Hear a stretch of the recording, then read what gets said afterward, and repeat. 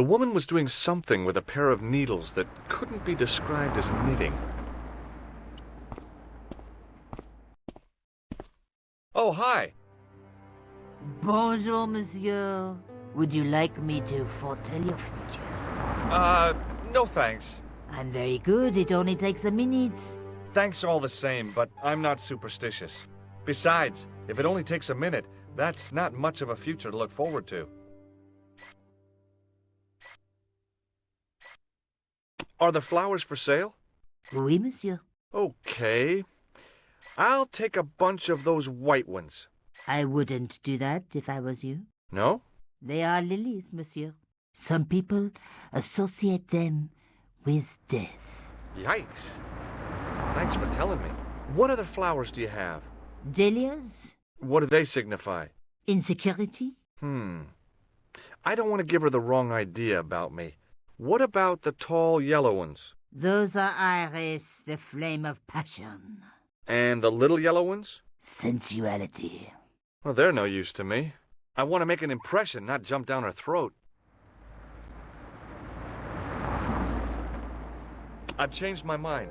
Will you tell my fortune? You're going on a long journey. My, oh my. What a surprise. Can you tell me anything I don't already know?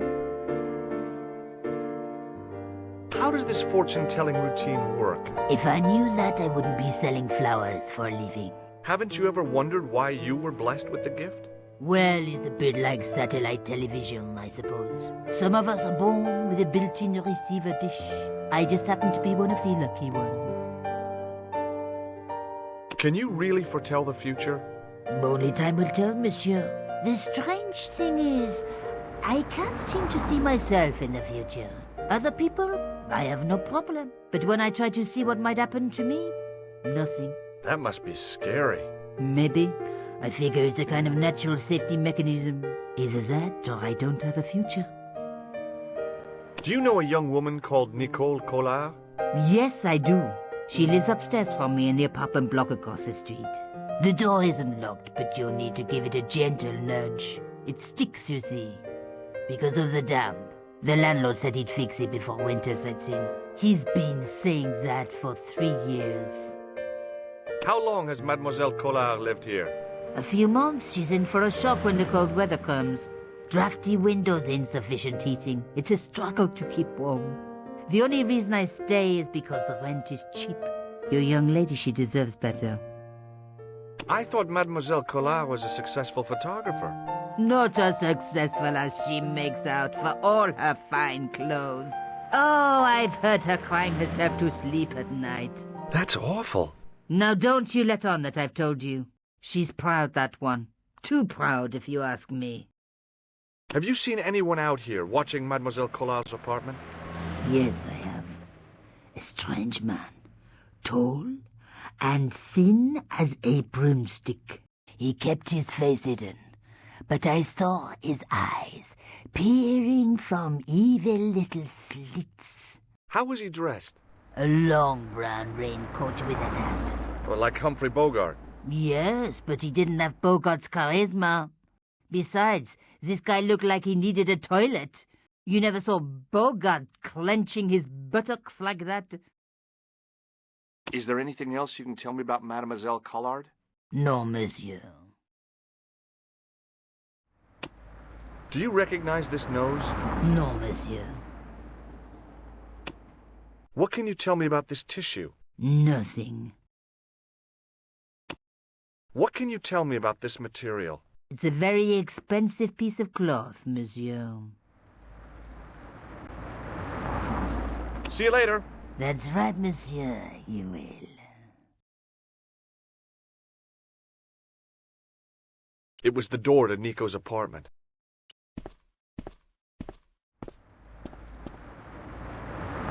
Remembering the flower seller's advice, I pushed the door gently just above the lock. Hi. Bonjour. I'm glad you could make it, monsieur. Please, call me George. Fine. I'm Nicole. Take a seat, George.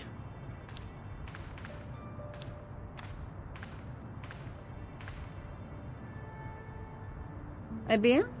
And what have you been up to? I've been exploring the sewers underneath the cafe. I thought I could smell something bad. The clown used the sewer to escape and to change out of his costume. I guess he was in a hurry. He left his jacket behind. And? I got his tailor's phone number. You had better luck than I did. Luck, she said. Luck. Hard work, I'd call it. What happened? My editor told me to drop this story. Can you believe it? But you're not going to do that. Oh no. I'm going to find out what's behind these killings. It just doesn't add up. It almost feels like some sort of conspiracy. The police in 3 different countries have kept very quiet about the murders. The press don't connect them at all. They blame them on political, religious, or militant minority extremists. Well, that covers just about everyone. Tell me more about the clown's previous victims.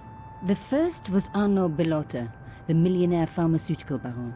He made his money from amphetamines in the post-war slimming and diet boom. Imagine it, millions of housewives literally speeding their butts off. The only witness in the case was his Filipino au pair. She swears he was lured to his death by a snowman. What about the clown's second victim? Yamada, the controversial Japanese politician. He inherited his fortune from his father's electrochemical consortium. How did he die? At the hands, or should I say flippers, of a giant emperor penguin. A snowman, a penguin, and now a clown. I had been about to add mine to the list, but stopped myself. I really didn't want to have to explain to George about my father's involvement with Cachon. You know, I hate to admit it, but this is scary. And I'll tell you this, I will not be accepting any invitations to costume parties. I don't blame you for being scared. I am too. But this story could be my only chance for a big break. Or an early death. Tell me more about yourself. There's nothing much to tell. Well, how'd you get into photography? I guess I owe that to my father. He bought me my first camera. I was 8, and my parents had just split up. Did you live with your father? Yes. My mother went off with her new boyfriend. I didn't mind. Papa was all I needed. 4 years later, he died in a plane crash. Oh, I'm sorry. It's all right. I don't mind talking about him. He was more like an older brother, really. Always joking and laughing. Papa always wanted me to study art. That's why I went to college. Did you learn about photography at college? God, no. I couldn't afford the materials. We were billed for everything we used. Paint, canvas, paper. Most of my year turned to minimalism. It was cheaper. I used to go poaching in the park for squirrel hair. The only time I wasn't hungry was the term I did printing. I used to eat the potatoes. You're making fun of me, aren't you? Oh, no. I found this false nose in the sewer. Hey, what's this inside it? The contents of someone's nose? Don't be cross, George. It says La Risée du Monde. Masks and costumes. It's a costume shop near the Gare Saint-Lazare. I'll check it out. Maybe the owner remembers who hired the clown costume.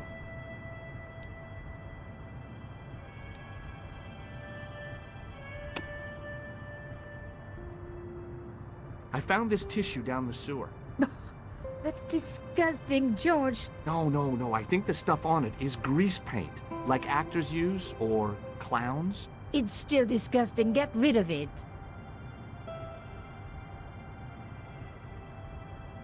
I found a piece of material near the cafe.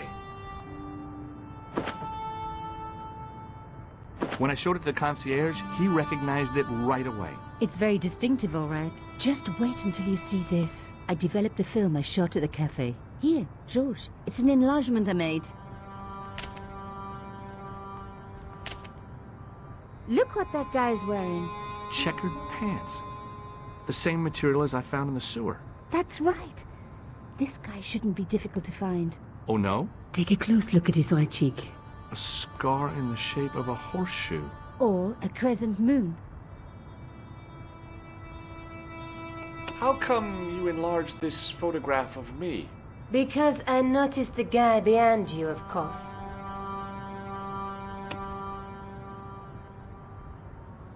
This is the tool I used to get into the sewers. Fascinating, George. You're not interested, are you? Oh, of course I am. I think it was very brave of you to go down those sewers. Yeah? Well, it was kind of scary, but... well, I had a job to do. I have to go. Okay, I'll see you later.